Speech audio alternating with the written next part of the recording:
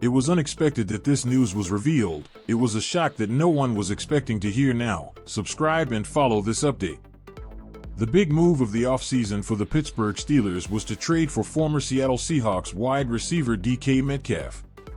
The team gave him the largest contract in franchise history for a street free agent in hopes he can pair up with George Pickens to form one of the most dynamic receiver tandems in the league. However, there's a catch.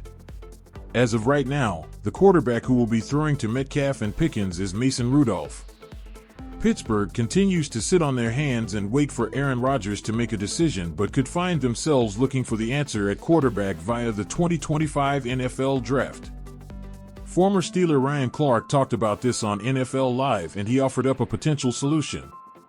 Clark believes the best choice is for the Steelers to trade up for former Colorado quarterback Shedeur Sanders.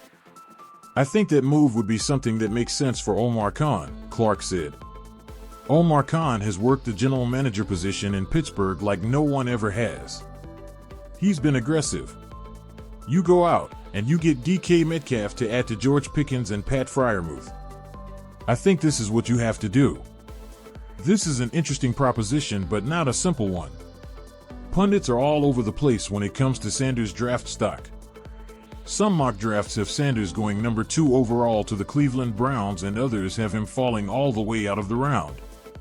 This seriously complicates where the Steelers would need to trade up to if they wanted to draft Sanders. Looking at the first round, the best case scenario is that the Steelers would need to move ahead of the Indianapolis Colts at pick number 14. Trading up from 21 to 13 would likely cost the Steelers, at minimum, their first in 2025 and their second in 2026. That is the bare minimum and would likely be more than that. While the Steelers wait for clarity at the quarterback position, the idea of making a bold trade in the NFL draft is gaining traction.